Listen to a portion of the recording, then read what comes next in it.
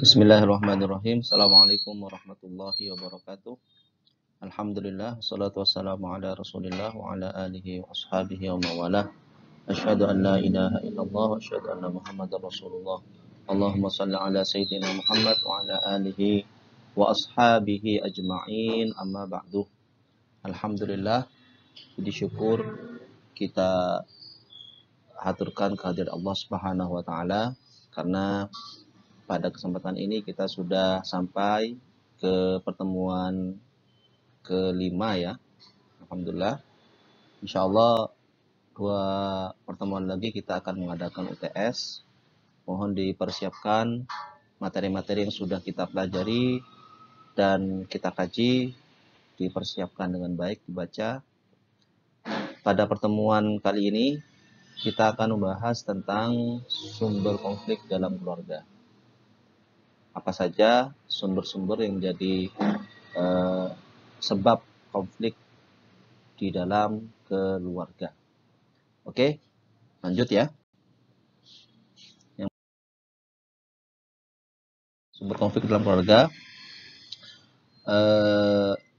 Jadi kondisi keluarga yang krisis dapat diartikan sebagai kondisi keluarga yang kacau, tidak teratur, tidak adanya kewibawaan orang tua dalam hal mengasuh anak, terjadinya komunikasi yang kurang efektif di dalam keluarga, sehingga seringkali terjadi kesalahpahaman yang kemudian terjadi pertengkaran antara ibu dan bapak atau antara orang tua dan anak. Kondisi yang demikian jika tidak segera teratasi, maka akan berakibat terjadinya perceraian. Ada beberapa faktor yang dapat menimbulkan terjadinya krisis keluarga. Yang pertama adalah faktor komunikasi ya. Jadi komunikasi adalah proses pertukaran makna guna melahirkan sebuah pengertian bersama dalam satu keluarga.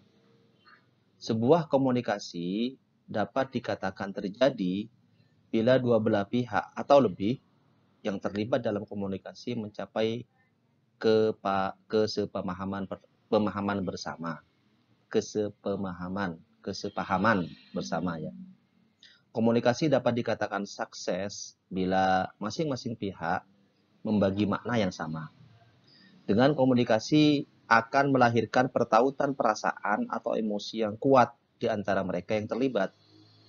Karena itu, guna meraih kebahagiaan keluarga, maka sebaiknya komunikasi harus terjadi di dalam setiap peristiwa penting yang dialami dalam kehidupan sehari-hari, agar masing-masing pihak semakin mengenal dunia masing-masing dan merasa dilibatkan dalam dunia satu dengan dunia yang lain. Maka perlu adanya diskusi tentang hal-hal yang sedang dikerjakan, atau yang sudah dikerjakan, atau yang akan dikerjakan. Keluarga tanpa komunikasi bukan saja dapat menyebabkan kesalahpahaman, namun juga saling menjauhkan dunia masing-masing, sehingga akan tampak jarak yang semakin lebar di antara satu anggota dan anggota yang lain. Jadi permasalahan komunikasi di dalam konflik keluarga ini sangat banyak sekali terjadi. Saya sebagai mediator di pengadilan agama juga sering menemukan adanya tidak sinkron komunikasi antara A atau suami dan istri sehingga menyebabkan terjadinya sebuah perceraian. Oke, lanjut ya. Yang kedua adalah sikap egosentrisme, yaitu sikap yang menjadikan dirinya pusat perhatian yang diusahakan oleh seseorang. Dalam hal ini adalah salah satu anggota keluarga, bisa ayah, bisa ibu, bisa suami, bisa istri, dan dilakukan dengan segala cara untuk mendapatkan perhatian tersebut. Sehingga pada seseorang yang memiliki sifat seperti ini, orang lain tidaklah penting. Dia mementingkan dirinya sendiri dan bagaimana menarik perhatian pihak lain agar mengikuti, minimal memperhatikan. Akibat sifat egoisme ini, orang lain sering tersinggung dan tidak mau mengikutinya. Misalkan, Seorang ayah tidak mau membantu ibu untuk menemani anaknya yang masih kecil. Sementara ibu sedang sibuk di dapur. Alasan ayah karena mau olahraga. Akibatnya ibu marah-marah kepada ayah dan ayah pun membalas dengan kemarahan pula. Terjadilah pertengkaran antara ayah dan ibu di hadapan anak-anak. Hal ini akan berdampak pada anak. Misalnya anak membandel, sulit untuk disuruh, dan suka bertengkar, dan lain-lain. Sikap anak yang demikian ini adalah sebagai letupan emosional karena kondisi yang tidak menenteramkan dalam keluarga akibat ulah orang tua atau sikap ayah dan ibu yang egosentrisme, atau dapat berdampak pada anak sehingga si anak menjadi pendiam, tertekan melihat kondisi atau sikap orang tua yang tidak bisa membuat tentram bila tinggal di rumah. Yang lebih berbahaya lagi, apabila anak lari atau mencari tempat yang nyaman di luar rumah dan lain sebagainya. Ini sangat berbahaya sekali. Kemudian masalah yang paling banyak menjadi sebab dan sumber konflik dalam keluarga itu adalah masalah ekonomi. Ya. Jadi ada dua jenis penyebab krisis keluarga dalam masalah ekonomi, yaitu yang pertama adalah kemiskinan dan yang kedua adalah pola gaya hidup. Kemiskinan jelas berdampak terhadap kehidupan sebuah keluarga. Sebagai misal, karena faktor kemiskinan, jadi keluarga tersebut akan mendapatkan krisis karena bagaimana mungkin jika terbatas dalam hal pendapatan dapat mencukupi kebutuhan hidup satu keluarga. Tetapi ini juga masih bersifat relatif. Tergantung bagaimana memaknai cukup, minimal standar hidup yang layak. Jika kehidupan suatu keluarga di mana kondisi emosional antara suami dan istri tidak cukup dewasa dalam mencikapi persoalan dalam kehidupannya, maka akan selalu timbul pertengkaran yang disebabkan karena faktor ekonomi. Berbagai upaya pemerintah untuk menyelesaikan atau mengentaskan kemiskinan, tetapi selalu ada kendala dan sulit untuk menjangkau orang yang benar-benar miskin. Salah satunya program pemerintah, misalnya BLT, ya, bantuan tunai langsung, atau juga PKH, dan lain sebagainya. Dan saya kira untuk program yang terakhir, yaitu PKH, itu juga sangat membantu ya. Program Keluarga Harapan itu sangat membantu kepada masyarakat miskin. Yang tujuannya adalah untuk mengentaskan kemiskinan agar dapat hidup layak atau terpenuhinya standar hidup layak. Tetapi justru jumlahnya semakin bertambah. Nah, faktor yang paling utama sebenarnya dalam masalah ekonomi ini adalah karena pola gaya hidup. Kemiskinan yang seperti ini dapat dikatakan kemiskinan yang terselubung. Misalnya, untuk memenuhi standar hidup layak dalam arti normal, belum tercukupi, tetapi pola dan gaya hidup individu yang termasuk kategori ini sudah menunjukkan seperti orang kaya, atau mengikuti pola dan gaya hidup orang kaya. Ciri yang kedua ini bisa dikarenakan mindset atau kerangka berpikir seseorang. Hal inilah yang perlu dirubah. Masyarakat saat ini cenderung pada pola yang kedua. Ada berbagai faktor mengapa demikian. Yang pertama, sebagai dampak arus modernisasi.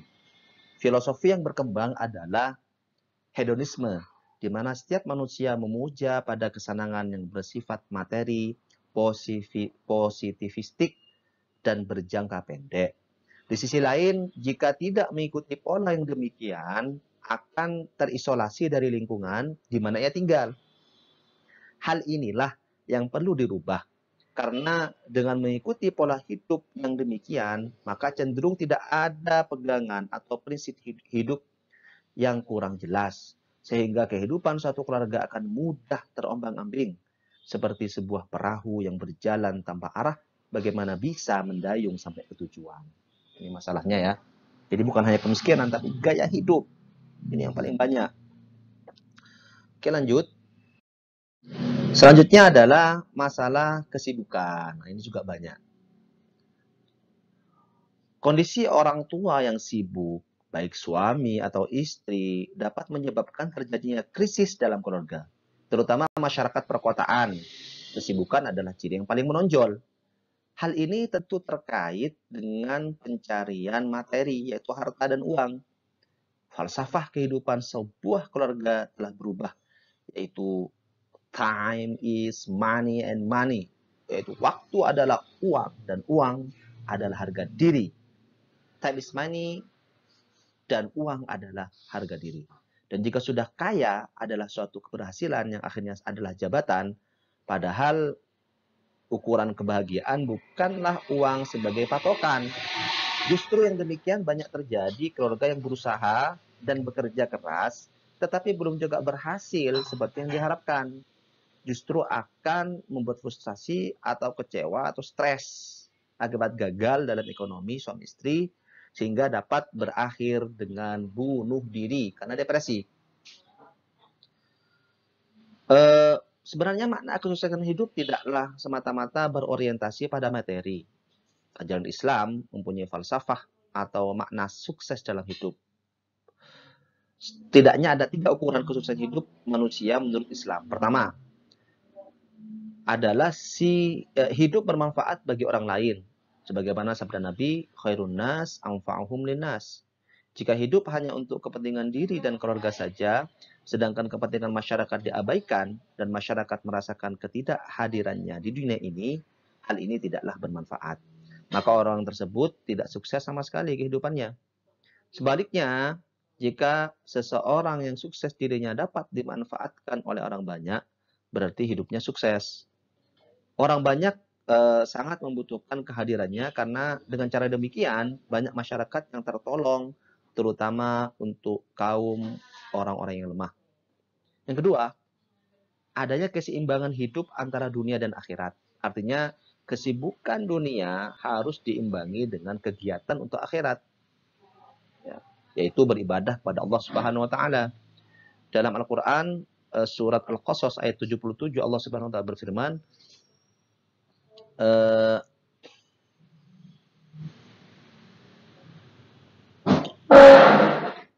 wa ahsin kama ahsanallahu ilaika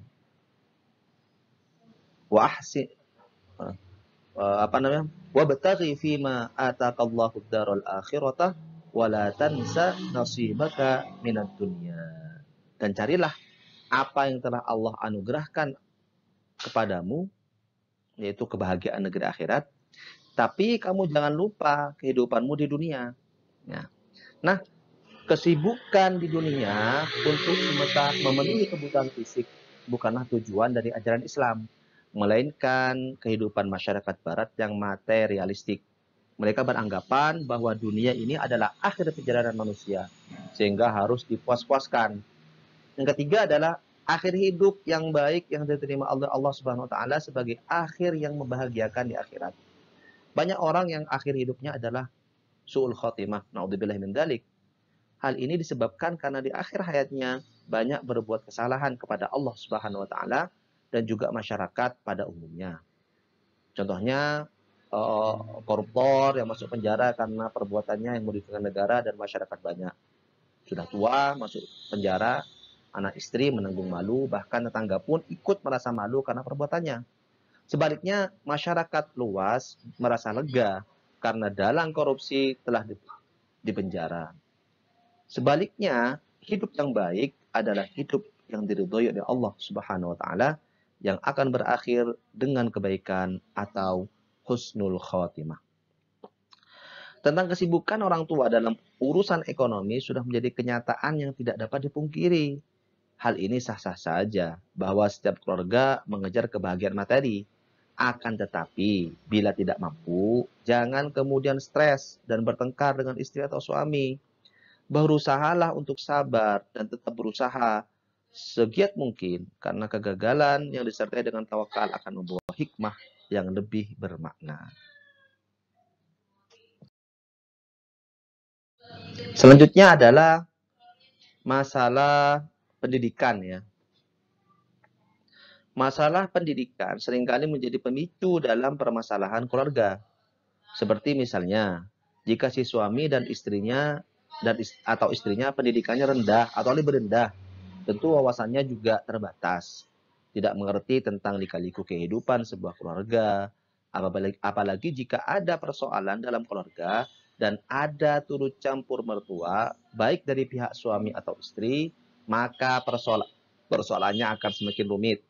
Sebaliknya, suami atau istri yang berpendidikan tentu wawasannya juga luas, sehingga persoalan-persoalan yang muncul dalam kehidupan sebuah keluarga cenderung mudah mencari solusi dan persoalan cepat diatasi. Oke, lanjut.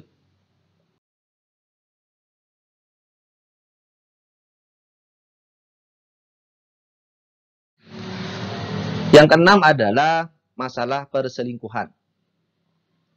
Perselingkuhan termasuk masalah yang paling rumit untuk dikaji. Ada beberapa faktor yang menyebabkan terjadinya perselingkuhan. Pertama, hubungan suami istri yang sudah hilang kemesraan dan cinta kasih. Hal ini berhubungan dengan ketidakpuasan seks istri. Ketidakpuasan seks, istri kurang menarik ketika di rumah, berdandan jika mau pergi, sehingga sering menimbulkan kebosanan sang suami ketika di rumah. Atau karena ada faktor kecemburuan, baik secara pribadi ataupun ada hasutan. Ini banyak ya, hasutan.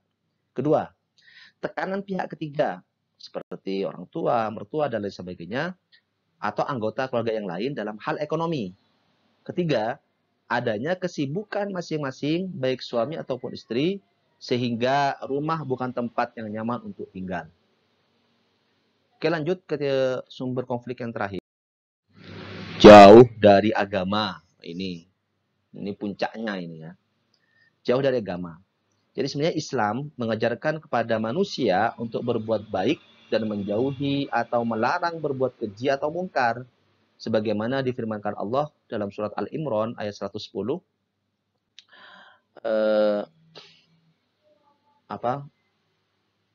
Wal kuntum khairu ummatin ukhrijat linnas ta'muruna bil ma'rufi wa tanhauna 'anil munkar wa tu'minuna billah. Ya. Artinya kamu adalah umat terbaik yang dilahirkan untuk umat manusia, menyuruh kepada yang ma'ruf dan mencegah daripada yang mungkar serta beriman kepada Allah Subhanahu wa taala. Dari firman Allah tersebut jelas sekali, dasar perbuatan baik adalah harus beriman kepada Allah. Dasar dari perbuatan mencegah yang mungkar atau keji juga harus beriman kepada Allah. Walaupun perbuatan baik banyak dilakukan, tetapi jika tidak beriman kepada Allah, maka akan sia-sia. Seperti yang diumpamakan orang kafir membangun masjid, maka tidak ada pahalanya. Dan ini dilarang oleh Allah Subhanahu wa taala. Keluarga muslim hendaklah rajin beribadah dan mendidik anak-anaknya dengan yang pertama, sholat yang benar, termasuk bacaan dalam sholat, tajwid dan makhrajnya. Atau kalau tidak mampu kalau tidak mampu disekolahkan. Yang kedua adalah mampu membaca Al-Quran dengan baik dan benar. Kalau tidak mampu, dimasukkan pengajian. Berakhlak mulia atau akhlakul karimah. Jika ketiga hal tersebut dikuasai oleh anak, insya Allah anak akan menjadi anak yang soleh dan soleha, yang selalu mendoakan orang tua, baik ketika masih hidup atau sudah meninggal. Sebaliknya jika keluarga yang jauh dari ajaran agama, selalu mengutamakan dunia atau materi, maka tunggulah kehancuran keluarga tersebut. Mengapa demikian?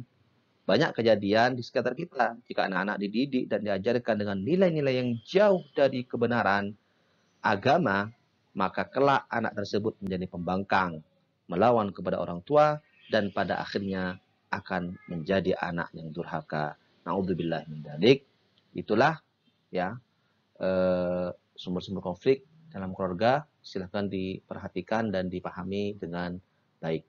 Subhanakallahumma wa bihamdika nasyhadu an la ilaha illa anta nastaghfiruka wa natubu ilaik. Wassalamualaikum warahmatullahi wabarakatuh.